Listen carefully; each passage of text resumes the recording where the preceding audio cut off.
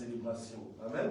Et le dimanche 1er novembre, donc vous invitez les gens, on va essayer d'agrandir davantage la salle, peut-être qu'on sera même dans l'autre salle, on va voir, amen, vous pouvez inviter les gens, il n'y a pas de problème. Amen. Donc ce sera pour un temps de culte et nous aurons la grâce et l'honneur de recevoir la parole par mes parents spirituels, donc papa et maman, Paulin et Sylvie Pelleté qui nous viendront de Mons. Amen. C'est eux nos orateurs de ce jour-là, donc ils vont nous apporter la parole. D'abord, maman, Sylvie va nous apporter la parole pendant quelques minutes. Ensuite, ce sera le pasteur Paulin. Normalement, ils ne seront pas longs. Alléluia. Amen. Mais c'est un temps de célébration. Alors, ce que je vous demanderai aussi, c'est quoi? C'est qu'on va faire des petites vidéos. On va vous demander, peut-être à partir du week-end prochain, on pourrait peut-être essayer aujourd'hui, mais je ne crois pas, mais on va commencer le week-end prochain, vendredi et dimanche. On se mettra, on prendra une personne devant ce mur, amen, devant le logo et tout ça, et on va juste te poser 2-3 questions par rapport à l'église, pour ton arrivée ici, ce que Dieu a fait dans ta vie, par rapport à... Voilà. Amen. Amen. Par rapport à l'église et comment tu es reconnaissant vis-à-vis de Dieu par rapport à ton église. Amen. Amen. Alléluia. Amen. Alors ne venez pas me dire non, moi je n'ai pas envie, moi j'ai rien à dire et tout ça. Ce n'est pas un esprit de timidité qu'on a reçu. Alléluia. Amen. Donc on va t'interpeller, on va te demander, tiens, tu peux venir un peu. Et alors là, on va faire passer la vidéo. Amen. Ça ne doit pas être long. Alléluia. Amen.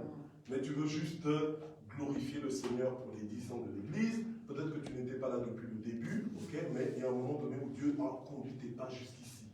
Alléluia. Amen. Et donc là, maintenant, tu as une histoire avec Dieu par rapport à cette église, par rapport à ce que le Seigneur est en train de faire. Amen. Donc ne viens pas avec un esprit là, ah non, on dirait que c'est pour glorifier quelqu'un, c'est pas pour glorifier une personne, c'est pour glorifier Dieu. Amen. Amen. Amen. Alléluia. Amen. Bon, des fois, je parle un peu comme ça parce que des fois, il y a des pensées dans les têtes des gens, il y a toutes sortes de raisonnements, on essaie un peu de renverser tout ça. Alléluia. Amen. On est là dans la maison de Dieu pour apprendre à penser correctement, à réfléchir correctement. Le problème des fois, c'est quoi? C'est qu'on est la maladie de l'église. Parce qu'au lieu c'est toi le blocage, c'est toi qui fais, par ton attitude, ça l'église freine, effrénée. Alléluia. Mais à partir de ces 10 ans qu'on va fêter, tu veux changer d'attitude. Alléluia. Amen. Tu ne seras plus la maladie de l'église. Alléluia. Ce n'est pas plus la raison pour laquelle l'église est en train de freiner. L'église n'est pas encore au niveau ce qu'elle devrait être. Alléluia. Amen. Amen. Tu vas t'arranger pour être ce que tu dois être au moment où tu dois l'être. Alléluia. Réagir comme tu dois réagir. Amen. Amen. Et aimer ton église. Où? Amen. Aimer ton église. C'est l'église de qui? C'est la nôtre. L'église de Dieu, mais c'est nous l'église. Alléluia. Donc tu dois apprendre à aimer ton église. Amen. Sinon, ça ne sert à rien de venir. Alléluia. Amen. Donc, quand tu viens, c'est ta maison. Donc, tu dois contribuer, tu dois faire en sorte que la maison va de l'avant. Alléluia. Amen. Amen. Alors, c'est un jour ce sera un week-end de fête, un week-end de célébration. Qu'est-ce que tu vas offrir à l'église? Qu'est-ce que tu vas offrir à Dieu, en fait? Oh. Amen. Alléluia. Amen. Donc, préparez des offrandes conséquentes. Alléluia. Amen. Amen. Moi, en général, je n'aime pas trop vous bousculer avec ces choses-là parce que, bon, je ne sais pas si vous êtes prêts.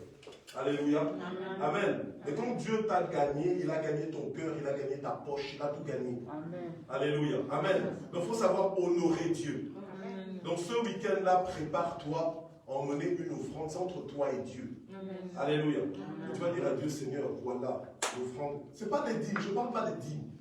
Je parle d'offrande. Amen. Amen. Il faut que quand les gens qui comptent les offrandes se disent, ah, est-ce que ça c'est vraiment une offrande ou bien ça c'est une dîme? Alléluia. Amen. Mais Dieu te voit. Amen. Amen. Dieu te voit. Alléluia. Amen. Gloire au Seigneur. Donc voilà, je vais vous introduire notre orateur de ce jour, mon fils Nat. Alléluia. Amen. Amen. Ceux qui ne connaissent pas, il est là. Alléluia. Amen. Et il va parler tout à l'heure au micro. Amen.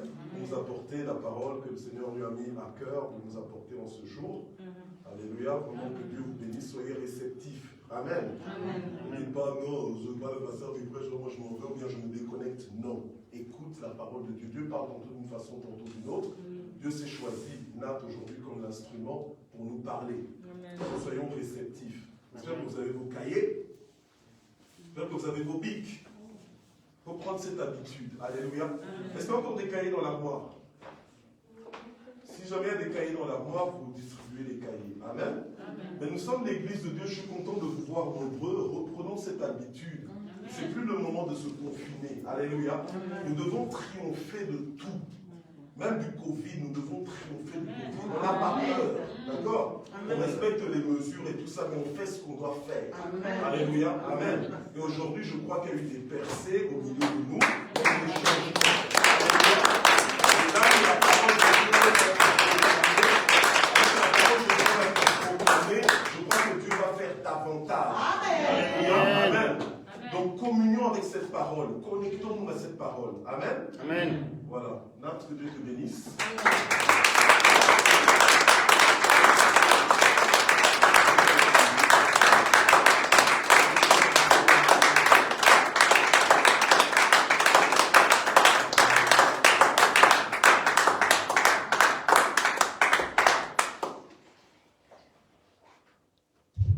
Gloire à Dieu, Amen.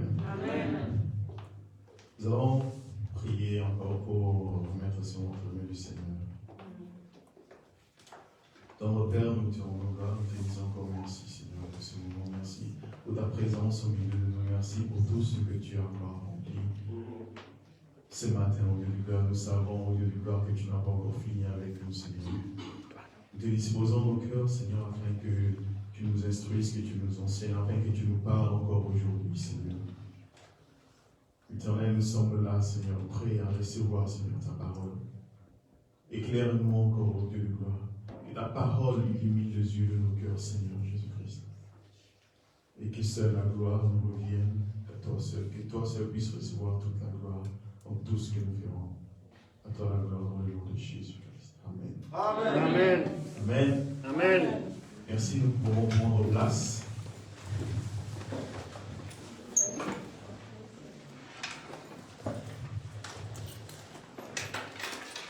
Alors, je rends encore grâce au Seigneur pour tous ces moments qu'il nous accorde, pour ce qu'il a encore accompli depuis que nous avons commencé, depuis que nous sommes là. Le Seigneur a commencé à agir dans la vie de chacun d'entre vous. Et comme le pasteur a dit, le Seigneur continue encore à faire. Tant que nous sommes là, le Seigneur continue encore à agir dans nos vies. Amen. Amen. Alors, je lui rends grâce pour cela. Je lui rends grâce pour le souffle de vie, pour la bonne santé, pour ces moments qu'il permet encore. Et je remercie encore le pasteur pour la confiance qu'il m'accorde encore aujourd'hui, de me tenir debout pour apporter le message. Et je pense que ce message a été réellement le message le plus dur que j'ai eu à écrire. Depuis que j'écris le message, je porte le message, je pense que celui-ci a été le plus difficile pour moi. Et bon, déjà, premièrement parce que ce n'était pas prévu aujourd'hui. Mais le pasteur m'a contacté durant la semaine pour me demander si je pouvais le faire ce dimanche. Et comme je l'ai toujours dit, dans ma tête, je me suis dit, il faut toujours être prêt. J'étais prévu pour la semaine prochaine, mais Dieu a fait que ce soit pour cette semaine. J'ai dit au concert, ok, je veux m'y atteler. Je veux faire tout mon possible pour être prêt pour ce dimanche. Nous devons toujours être prêts. Surtout en tant que serviteurs, nous devons être prêts à porter la parole de l'évangile. Amen. Donc voilà. Je trouve que c'est vraiment bizarre. Après autant d'années, j'ai toujours ce stress-là avant de porter les messages. Je dis, enlève ça au nom de Jésus-Christ. Je pense qu'il y a toujours ce stress-là, puisque finalement, nous ne sommes pas ici pour blaguer en fait. On n'est pas ici pour dire n'importe quoi. Nous sommes là pour transmettre le message de Dieu. Nous sommes là pour transmettre la parole de Dieu. Donc nous devons être sérieux dans ce que nous faisons. Alors c'est pour ça qu'il y a toujours ce petit stress-là qui fait que... Mais ce n'est pas la timidité pour aller, non, ne vous inquiétez pas, ce n'est pas la peur, c'est rien du tout. Amen. Alors donc, pour le message de ce matin, je voulais toujours être dans la continuité de ce que nous avons commencé depuis. Nous savons que nous sommes dans l'année... Nous savons que notre thème de l'année, c'est la repentance des fils des dieux. Amen. La repentance des fils des dieux. Et chaque mois, il y a un thème. Les pasteurs, à chaque fois, nous annoncent les thèmes du mois. Le thème du mois d'août, c'était, si vous vous en souvenez, c'était quoi? La distinction. La distinction. Et maintenant, nous sommes en septembre. Le thème, c'est la montée. Septembre, le mois de la montée. Mais ce n'est pas parce que nous sommes dans le mois de la montée que nous devons oublier la distinction. Ne vous pas dire que oui, ok, en août, je me suis distingué, c'est bon, maintenant on est en septembre, on oublie la distinction. Non. Nous sommes dans la continuité. Nous sommes dans le mois de la montée. Continuons à monter, mais tout en continuant à nous distinguer. Amen. Alors, sur base de ça, mon message ce matin a pour titre, j'ai toujours du mal avec les titres. À chaque fois que j'écris un message, il y a toujours 5 ou 6 titres différents. Je donne un titre aujourd'hui, mais après demain ça change après. Mais bref, le titre de mon message c'est Monter pour se distinguer. Amen. Ou la montée qui distingue. La montée qui fait la distinction. Monter pour se distinguer. Comme je dis, nous sommes dans le mois de la montée, mais n'oublions pas la distinction. Voilà pourquoi j'ai voulu mettre les deux ensemble. Amen. Monter, c'est quoi monter? Monter, c'est simplement passer de l'étape inférieure à une étape supérieure. Monter, c'est s'élever. Amen. Et nous allons voir ce matin la montée qui va te distinguer. La montée qui va nous distinguer. Et pour cela, je prie un texte. C'est un texte que j'aime énormément dans la Bible. Il se trouve dans le livre de 2 Rois. 2 Rois chapitre 2, versets 1 à 14. C'est en fait l'histoire d'Élie et Élisée qui sont en train de cheminer ensemble.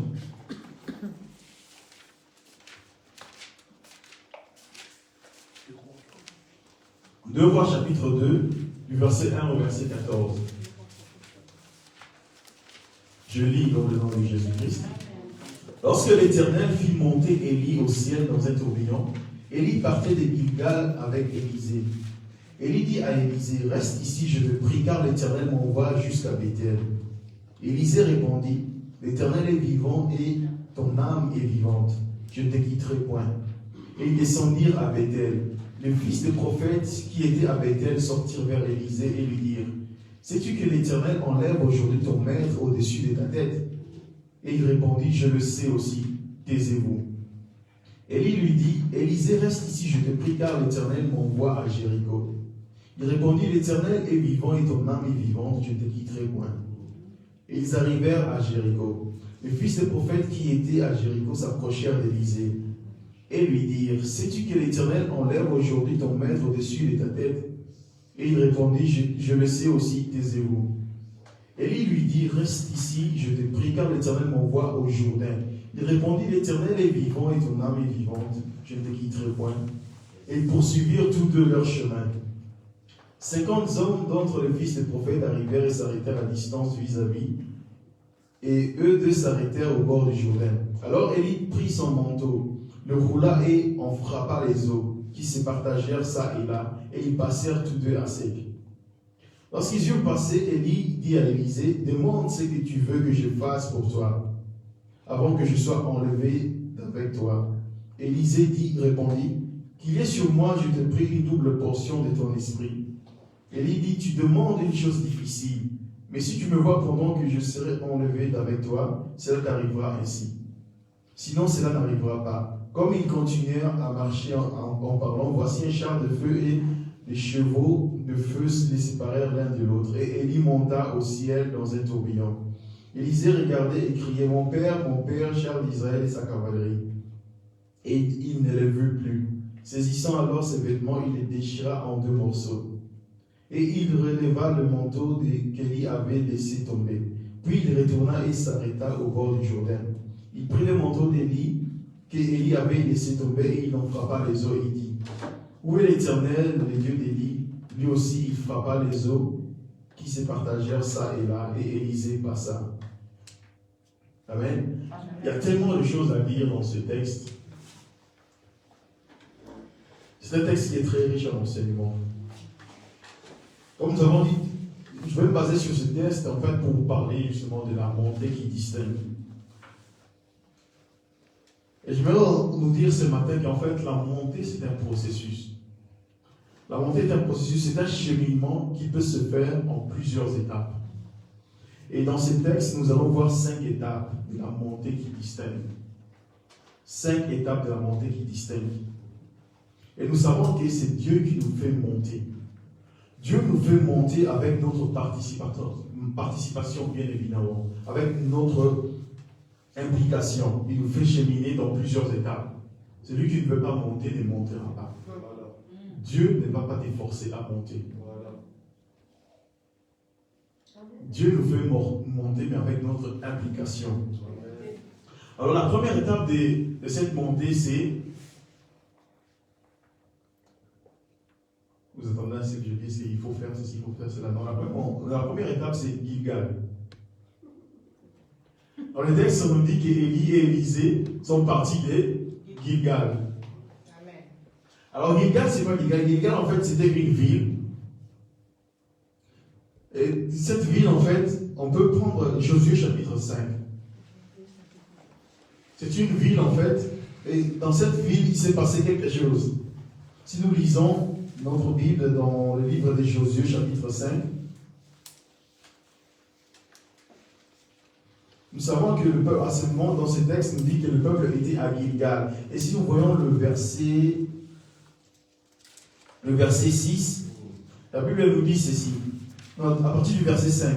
Tous ces peuples sortis d'Égypte étaient circoncis, mais tout le peuple né dans le désert pendant la route, après la sortie d'Égypte, n'avait point été circoncis. Car les enfants d'Israël avaient marché 40 ans dans le désert jusqu'à la destruction de toute la nation des hommes de guerre qui étaient sortis d'Égypte et qui n'avaient point écouté la voix de l'Éternel. L'Éternel leur jura de ne pas leur faire voir le pays qu'il avait juré à leur père de donner, pays où coule le lait et le miel. Ce sont leurs enfants qu'il établit à leur place. Et Josué les circoncis, car ils étaient incirconcis parce qu'on ne les avait point circoncis pendant la route. En gros, lorsque le peuple d'Israël est sorti d'Égypte, ils étaient tous circoncis. Mais seulement dans le désert, ils ont désobéi à l'Éternel. Alors Dieu a dit que toutes ces personnes n'entreront pas sur la terre promise, à part Josué et Caleb. Mais les personnes qui sont rentrées sur la terre promise, c'est la nouvelle génération qui était née dans le désert. Mais cette nouvelle génération n'était pas circoncis. Alors avant, lorsque Moïse est mort et que Josué a pris les rênes, Dieu lui a dit, avant de continuer, tu dois circoncire le peuple. Donc Gilgal, c'est le lieu où Josué a fait la circoncision du peuple. Ce peuple qui était né dans le désert, comme je dis, n'était pas circoncis. Avant de marcher avec l'Éternel, le peuple devait être circoncis. Lorsque Dieu a appelé Abraham, il a dit à Abraham de se faire circoncire. La circoncision était le signe de l'alliance avec l'Éternel. Tous les patriarches, Dieu les a appelés à se faire circoncire. Même Moïse, qui a grandi en Égypte, n'était pas circoncis. Mais la Bible dit qu'à un moment donné, un ange de l'Éternel est apparu à Moïse, il a combattu Moïse, à tel point que sa femme a dû intervenir et elle a circoncis Moïse pour que l'ange le laisse tranquille. Dieu ne va pas marcher avec toi tant que tu n'es pas circoncis. Comme nous le voyons aussi dans la parole, Dieu, avant de marcher avec Dieu, il fallait d'abord la circoncision, parce que c'était la marque de l'alliance avec Dieu. Devenir ou être un avec Dieu. C'était ça le symbole de la circoncision. Dans la première étape de notre montée, cette montée qui va distinguer, c'est qu'il faut être en alliance avec Dieu. Celui qui veut monter avec Dieu doit d'abord naître de nouveau. Il doit d'abord se dépouiller de son ancienne nature et devenir une nouvelle création, comme nous le dit 2 Corinthiens 5, 17.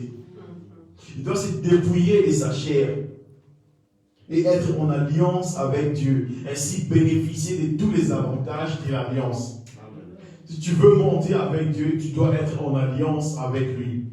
Si tu veux monter avec Dieu, tu dois le connaître, tu dois l'appartenir. Et Dieu nous invite donc à la circoncision du cœur. C'est vrai que dans l'ancienne alliance, la circoncision, c'était la circoncision de la chair. Mais maintenant, dans la nouvelle alliance, c'est la circoncision du cœur. Qui est en fait le fait de donner sa vie au Seigneur. d'appartenir à Dieu, d'entrer en alliance avec Dieu. Amen.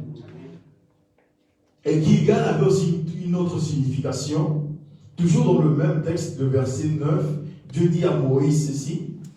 L'Éternel dit à Josué, Dieu dit à Josué, aujourd'hui j'ai roulé de dessus vous l'opprobre de l'Égypte, et ces lieux furent appelés du nom de Gilgal jusqu'à ces jours. J'ai regardé un peu dans les dictionnaires bibliques et tout ça, Gilgal veut aussi dire rouler l'opprobre. L'opprobre qui veut dire simplement la honte. Gilgal, c'est le lieu où Dieu a roulé la honte, qui a enlevé la honte du peuple d'Israël. Il a enlevé leur honte de l'Égypte. Et Gilgal, dans le processus de ta montée, Dieu va enlever la honte de ta vie. Amen. Quand tu es en alliance avec Dieu, quand tu donnes ta vie à Dieu, Dieu vient changer ton nom. Amen. Comme il a fait avec Abraham. Il a fait une alliance avec Abraham, il a changé son nom en Abraham. Il a changé le nom de Sarah. Il a changé le nom de Jacob en Israël. Et Dieu, lorsque tu rentres en alliance avec lui, il vient changer ton nom. Il vient enlever ton opprobre. Il vient enlever ta honte. Si on te connaissait comme étant celle qui ne se mariait pas, Dieu vient changer cela. Si on te connaissait comme celle qui ne réussissait pas, celle qui échouait tout le temps, celui qui était tout le temps en échec, mais Dieu vient enlever cet opprobre. Dieu vient enlever cette honte. Dans le processus de la montée, Dieu va changer ton nom. Il te donne une identité nouvelle. Il enlève cette honte qui était rattachée à ta vie. Demandez à Marie-Magdalène. On la connaissait comme étant la femme qui avait 7 démons. Mais Jésus, quand elle a rencontré Jésus l'a délivré de ses démons. Elle a eu une nouvelle identité. La femme samaritaine, pareil, qui était connue dans son village comme étant une femme qui volait les mots, qui avait une vie dissolue. Mais elle a rencontré Jésus. Sa vie a changé, sa vie a été changée. Lorsqu'à chaque fois que l'Éternel te rencontre, il y a un changement d'identité. Ça, c'est la première étape de la montée. Il y a un changement d'identité. Tu ne peux plus rester la même personne. Tu ne peux plus continuer à pleurer. Dieu vient te consoler. Il vient enlever cette honte qu'il y avait dans ta vie. La deuxième étape de cette montée, la Bible nous dit qu'ils ont quitté Gilgal pour aller vers Bethel. Nous connaissons tous Bethel, n'est-ce pas? Bethel qui veut dire la maison de l'Éternel. Et nous voyons cela dans Genèse chapitre 28, à partir du verset 16.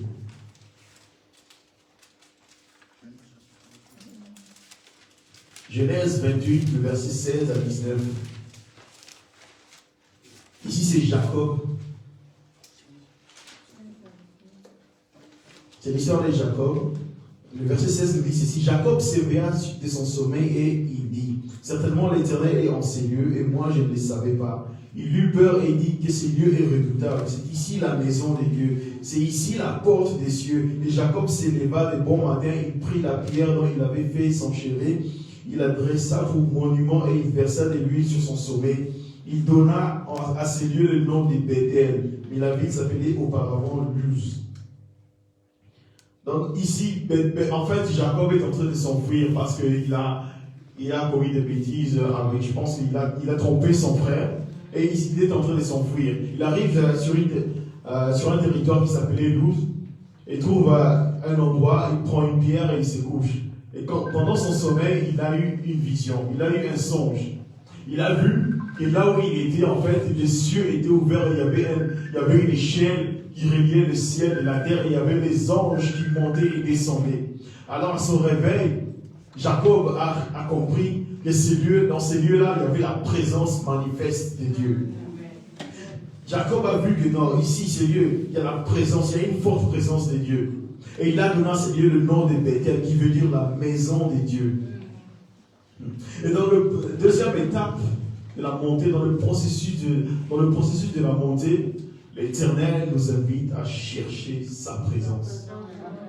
L'Éternel t'invite, mon bien-aimé, à chercher sa présence. Si tu veux monter, il faudra que tu ailles plus loin que la nouvelle naissance. C'est bien, tu es né de nouveau. Tu as donné ta vie au Seigneur. C'est bien. Mais ne t'arrête pas là. Il faut aller plus loin que ça. Nous sommes appelés à grandir. Nous sommes appelés à aller de gloire en gloire. Nous sommes appelés à avancer. L'Éternel nous appelle à chercher sa présence. Si nous voulons grandir, si nous voulons monter, chercher la face de Dieu afin de recevoir ses instructions et à continuer à grandir. Bethel, c'est la présence, c'est la maison de l'Éternel. Cherchons la présence de l'Éternel. Allons vers Bethel, cherchons la présence de notre Seigneur. Cherchons la présence. Comment nous devons chercher la présence de Dieu? Acte 2, 42. Persévérer dans la prière, la fraction du pain, la communion fraternelle, la méditation de la parole. Amen. Cherchons la présence de Dieu. Tu veux monter, il n'y a pas d'autre secret. Tu veux avancer, il n'y a pas d'autre secret. Cherche la présence de Dieu. Cherche la présence de ton Seigneur. Mais Bethel, c'est aussi le lieu où Abraham s'est séparé de Lot. Abraham, dans son voyage, était avec son neveu Lot. Abraham était très riche, il avait beaucoup de biens. Lot également. Mais seulement la cohabitation entre les deux hommes devenait impossible. Et lorsqu'ils sont arrivés dans un territoire justement appelé Bethel, ou qui sera baptisé Bethel plus tard par Jacob, Abraham a dû se séparer de Lot. Bethel, c'est aussi le lieu de la séparation. Le lieu de la séparation. La séparation de tout ce qui peut t'empêcher d'aller loin avec Dieu. La séparation de tout ce qui peut être un blocage, une contrainte pour toi pour avancer avec le Seigneur. Tout ce qui peut t'empêcher de recevoir ce que Dieu a préparé pour toi. Tu dois t'en séparer. Tu dois te séparer du péché. Mais il y a d'autres choses qui ne sont pas des péchés, mais tu dois quand même te séparer de ça. Ce n'est pas un péché, mais tu dois te séparer. Pourquoi? Parce que cette chose est un blocage pour toi. Combien de fois nous avons déjà parlé, par exemple, des fréquentations, des personnes avec qui nous sommes, mais des personnes qui sont un frein pour nous, un frein pour notre avancement. Vous savez, c'est ces personnes qui se contentent de la moyenne, ces personnes qui se contentent de passer sous le radar, qui se contentent du peu. Non, il ne faut pas faire trop de bruit. Non, il ne faut pas qu'on nous voit trop. Non, restons là. Et puis quand toi tu veux sortir, faire plus. Non, reste avec nous. Pourquoi tu veux faire plus? Ne fais pas trop de bruit, ne fais pas trop de vagues. On est bien là. Oui, on se contente des 10 sur 20, c'est bon, on se contente. Mais toi tu veux faire plus. Non, mais ça va. 10, tu as réussi. Non, mais restons dans les 10. Les gens qui ne veulent pas aller plus loin. Les gens qui ne veulent pas se distinguer. On va se séparer de ça. Des habitudes. Il y a des habitudes que tu dois laisser tomber. Quand tu fais un effort. Après, tu tombes. Tu viens, tu demandes pardon. Seigneur, je suis encore tombé, tu demandes pardon. Je vais faire un effort. Et tu recommences, et puis tu retombes encore. C'est comme si tu faisais un pas en avant, et puis 3 pas en arrière, mais tu ne comprends pas. Mais Seigneur, pourquoi est-ce que je n'arrive pas? Pourquoi est-ce que je n'arrive pas? Mais change tes habitudes. C'est bien de vouloir changer, c'est bien de vouloir avancer. Change tes habitudes. Regarde dans ta vie. Qu'est-ce qui fait qu'à chaque fois tu fais 3 pas en arrière? Qu'est-ce qui fait qu'à chaque fois tu dois reculer? Change tes habitudes. Arrête avec ces phrases de mais je suis comme ça, je suis né comme ça. C'est ma nature. Alléluia. Les habitudes, si nous voulons monter, les habitudes que nous devons laisser tomber. Une manière de penser. Une personne dit, quelqu'un a dit un jour, la folie, c'est faire tout le temps la même chose et espérer des résultats différents. Si tu fais tout le temps la même chose, tu auras tout le temps le même résultat. Nous devons apprendre à changer. changer des habitudes, changer notre manière de penser. Si tu as toujours été quelqu'un des... Ah, moi je crois que quand je vois les choses. Mais comment veux-tu marcher avec le Seigneur alors que le Seigneur te dit que si tu crois, tu verras. Mais toi, tu as toujours marché dans, je dois d'abord voir pourquoi. Mais Dieu te dit, crois et tu verras. Mon juste vivra par la foi. Change ta façon de penser. Amen. Il y a des territoires qui nous devons changer. Ah, je suis dans cette ville. Ah non, je suis dans cette ville parce que non, c'est bien cette ville, c'est une ville qui bouge. Oh, il y a de la vie dans cette ville. Il y a de la vie. Il y a de la vie. Mais est-ce que c'est là que Dieu t'a appelé? Ah non, ce village-là, c'est mort. Il n'y a rien. Ah, là-bas, il n'y a rien. Il y a des lieux comme ça. Si ce n'est pas là que Dieu t'a appelé, tu auras du mal à avancer. Amen. Tu vas faire du surplace. Comme je l'ai dit tout à l'heure, tu vas faire un pas en avant, 3 pas en arrière. Amen. Après, tu vas dire, mais Seigneur, pourquoi tu m'as abandonné? Mais Seigneur, pourquoi ça ne marche pas? Mais Seigneur, ce n'est pas le Seigneur. Il y a des activités que nous devons laisser tomber. Je vais prendre un exemple. C'est bien de faire du sport, n'est-ce pas? Moi-même, je fais du sport. Mais si aujourd'hui je veux m'inscrire dans un club de foot pour devenir professionnel, je suis en train de perdre mon temps. Parce que je sais que ce n'est pas à cela que je suis appelé. Il y a des gens qui sont appelés à être des footballeurs professionnels. Gloire à Dieu. Mais ce n'est pas l'appel de tout le monde. Amen. Ce n'est pas parce que Nathanaël fait du foot, qu'il t'a aussi, ah moi si je dois faire du foot, si lui c'est son appel, gloire à Dieu. Cherche ton appel. Arrête de perdre ton temps dans des activités qui ne te font pas avancer. Après, tu vas commencer à chercher. Mais pourquoi est-ce que je n'arrive pas à percer dans les sports? Nous, il y a quelqu'un dans ma famille qui m'en veut, c'est pas possible. On vient demander au pasteur de prier pour nous, de briser des liens parce que je n'arrive pas à percer dans les sports. Il y a sûrement quelqu'un qui me bloque.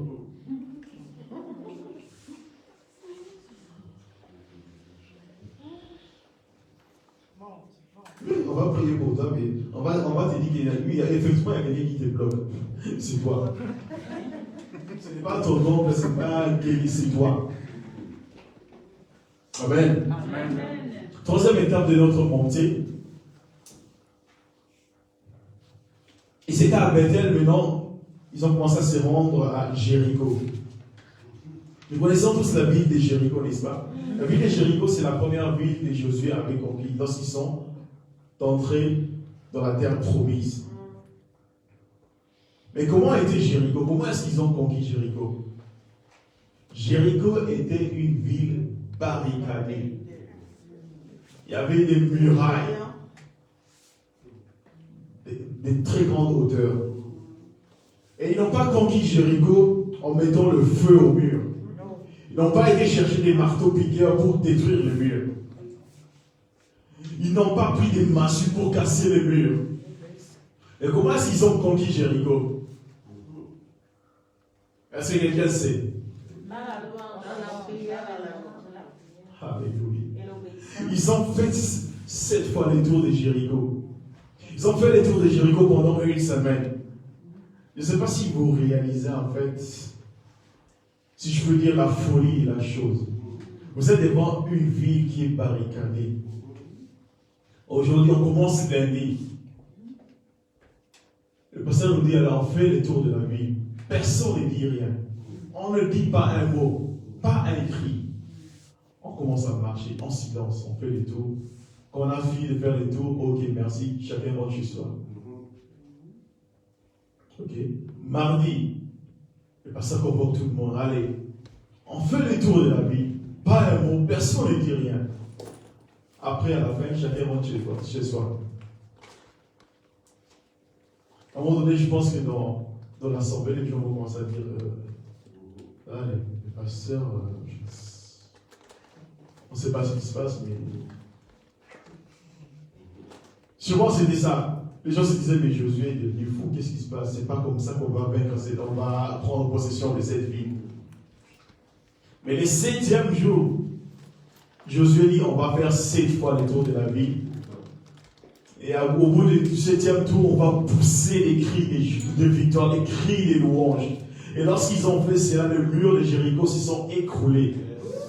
Jéricho a été conquise par les cris de victoire, les cris de louanges, les cris d'adoration. Amen. Amen. Et dans le processus de la montée, il va arriver le moment où tu vas te retrouver face à un mur, face à un blocage. Tu es en train d'avancer, mais tu dis, mais qu'est-ce qui se passe? J'ai avancé tellement bien, j'ai tellement très bien fait. Première étape de l'entretien, ça a été. Deuxième étape, ça a été. Troisième étape. Et puis, dernière étape de l'entretien pour que mon gars, on me dit, monsieur, désolé. Mais tu te dis, mais attends, si je ne convenais pas au poste, vous auriez dû me le dire à la première étape, j'aurais évité tout ceci. Tu as fait toutes les démarches bien. Arrivé à la dernière étape pour avoir cette autorisation, pour avoir ce papier qui est tellement utile pour toi, pour ton business, peu importe ce que les démarches que tu es en train de faire. Dernière étape, on te dit non. C'est comme s'il y a vraiment une situation qui se lève pour te bloquer à la dernière minute. Non, tu n'entreras pas. Non, tu ne passeras pas. Mais dans ce genre de situation, l'arme la plus efficace, c'est la louange et l'adoration. Quand tu as tout fait, mais qu'au bout, il y a un mur, commence à adorer Dieu. Commence à louer le Seigneur. C'est une arme qui va te faire monter. Pensez à l'histoire de Paul et Silas dans Actes chapitre 16. Dieu leur avait parlé, leur avait dit que vous devez aller en Macédoine pour prêcher la bonne nouvelle de l'évangile. Et Paul, durant la nuit, a même eu une vision. Un Macédonien qui l'appelait, qui disait, viens chez nous. Et ils sont partis, ils se sont mis à évangéliser, à prêcher. Mais la Bible nous dit quoi? Ils se sont retrouvés en prison. Ils auraient pu se dire, mais qu'est-ce qui se passe? Mais Seigneur, pourquoi? Tu nous as parlé. Tu nous as dit de venir ici. Tu nous as dit qu'il y aura un réveil dans cette ville. Mais comment ça se fait qu'on se retrouve en prison? Ils ont pu se dire ça, mais Seigneur, ils ont pu commencer à se poser des questions, mais est-ce que c'était vraiment Dieu qui nous avait parlé?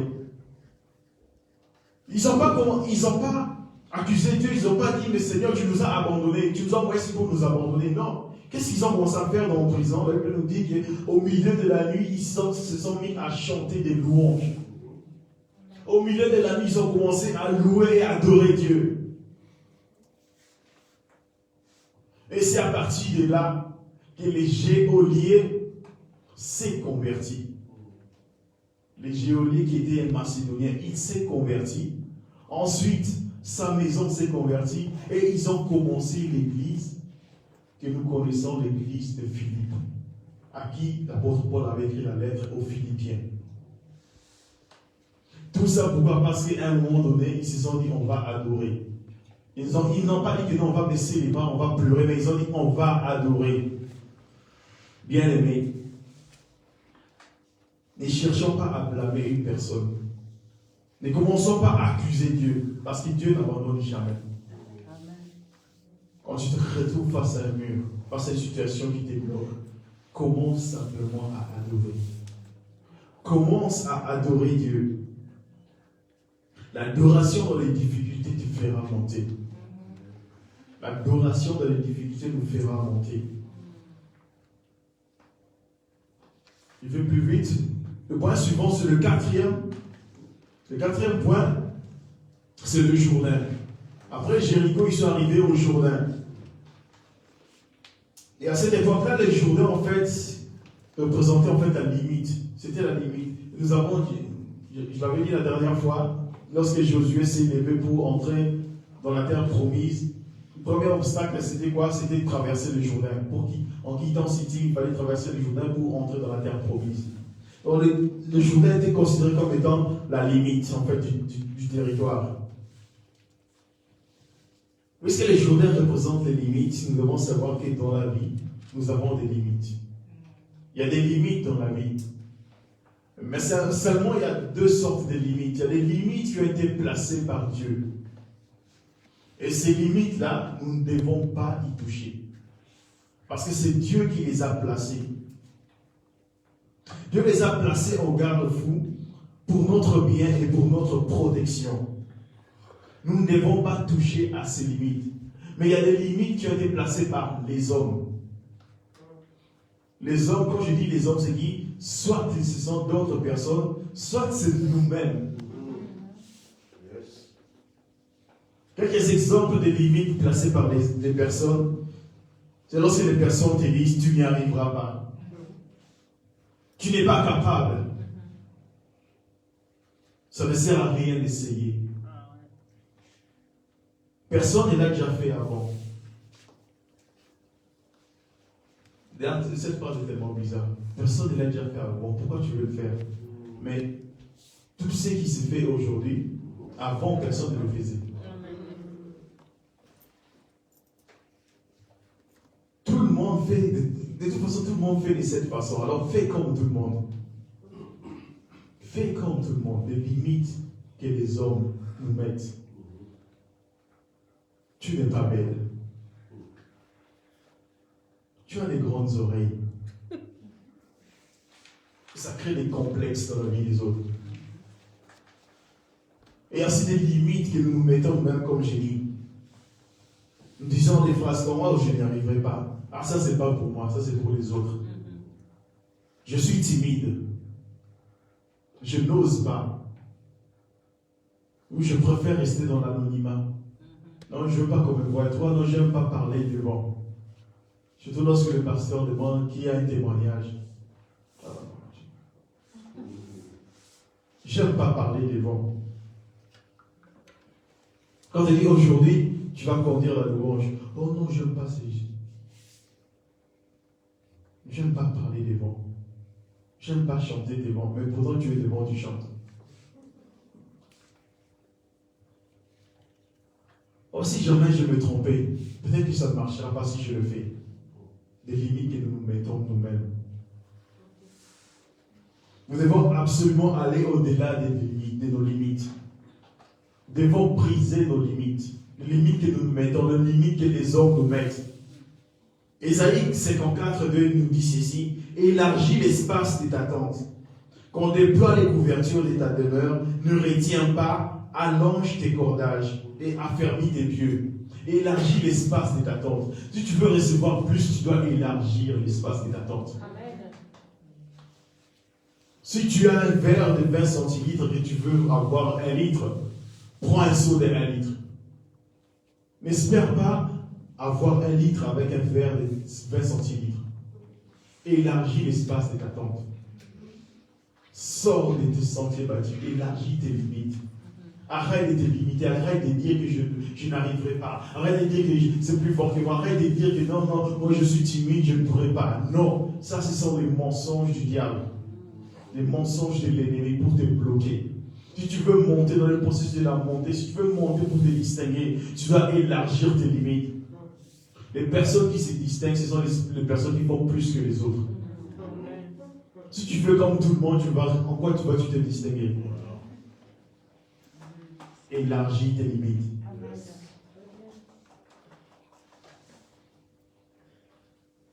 Et on m'a dit, derrière le mur de notre peur se cache le surnaturel.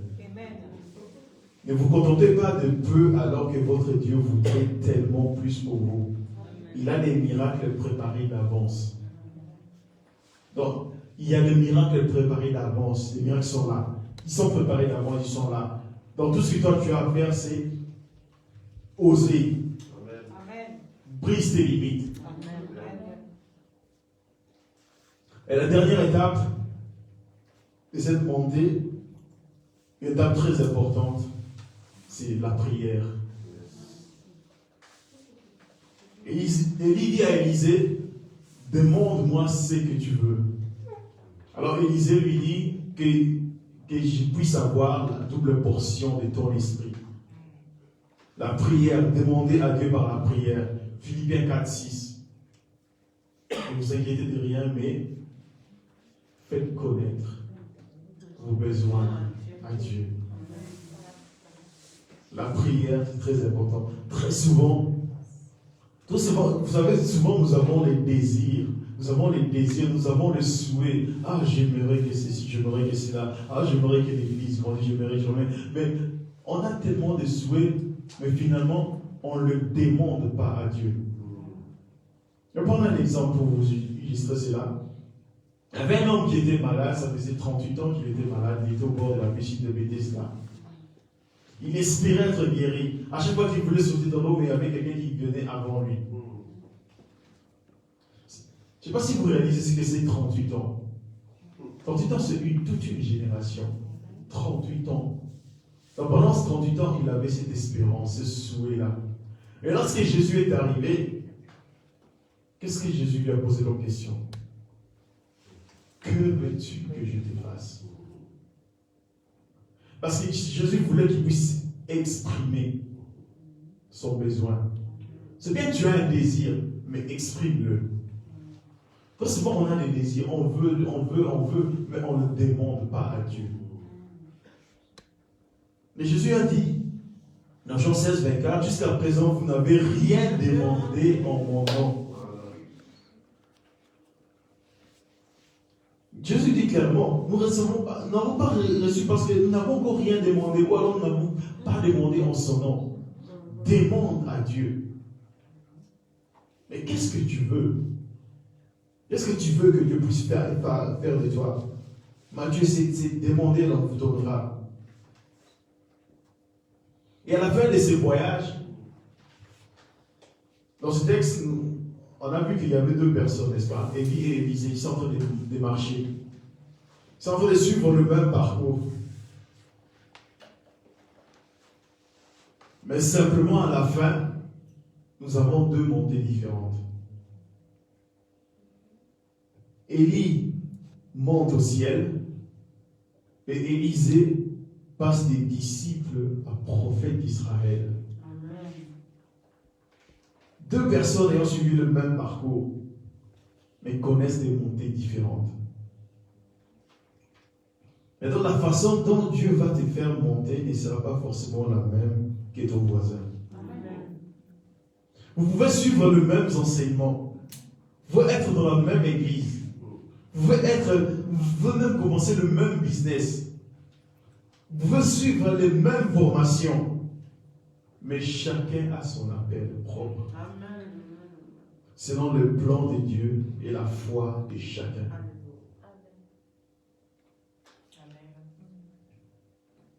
Ton voisin, il faudra peut-être 3 mois pour passer d'un point A à un point B, et toi, il te faudra peut-être 9 mois, ou l'inverse, toi, tu mettras 3 mois, lui, 9 mois. Dieu seul sait pourquoi. Ta montée n'est pas sa montée. Ton voisin va monter dans un sens, toi tu vas monter dans l'autre sens. Alors n'envie pas l'autre dans sa promotion ou dans son progrès. Réjouis-toi plutôt pour lui et attends la tienne si elle n'est pas encore arrivée. Arrête de jalouser l'autre. Sois simplement prête.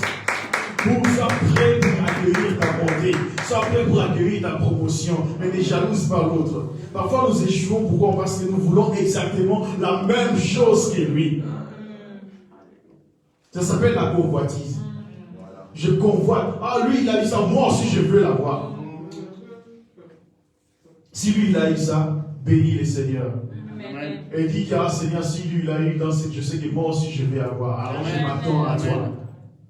Il faut que sa montée t'inspire à t'attendre aussi à la tienne, sans pour autant jalouser l'autre. Nous parlons de monter pour se distinguer. Comment vas-tu te distinguer lorsque tu vas te réjouir, lorsque ton voisin va réussir? C'est comme ça que tu te distingues. Parce que tout le monde jalouse celui qui réussit. Mais là où tout le monde est en train de jalouser, toi tu viens féliciter. Alors, la question que je nous pose encore ce matin, est-ce que tu es prêt à monter avec Dieu? Amen. Amen. Ah, il y a 5 personnes. Amen. Est-ce que tu es prêt à monter avec Dieu? Amen. Es-tu en alliance avec lui? Parce que oui, tu veux monter avec lui, mais est-ce que tu es en alliance avec lui? Quel est l'état de ta communion avec Dieu aujourd'hui? C'est quand la dernière fois que tu lui as parlé? C'est quand la dernière fois que tu as prié? Je ne parle pas d'ici à l'église, mais chez toi, à la maison. Qu'est-ce qui t'empêche de demeurer dans sa présence? Qu'est-ce qui te bloque dans la vie aujourd'hui? Qu'est-ce qui t'empêche d'avancer? Qu'est-ce qui t'empêche de monter? Ce sont les questions que je vous pose ce matin. Et comment, où en est ta vie de prière aujourd'hui? Comment réagis-tu lorsque ton voisin réussit? Lorsque ton voisin est béni? Comment réagir? Même si tu ne réagis pas comme ça, visiblement, mais dans ton cœur. Comment tu réagis dans ton cœur? Quel sentiment monte dans ton cœur lorsque tu vois ton voisin être béni?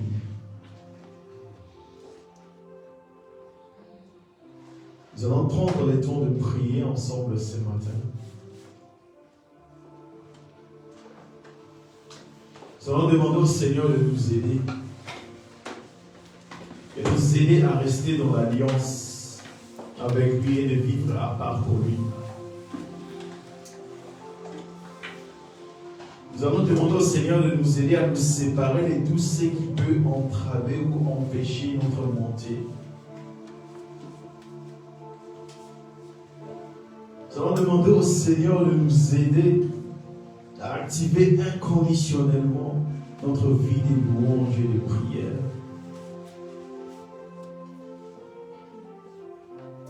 Et nous allons demander au Seigneur de nous aider à renverser toutes les limitations que nous nous sommes mis ou que les hommes nous ont mis.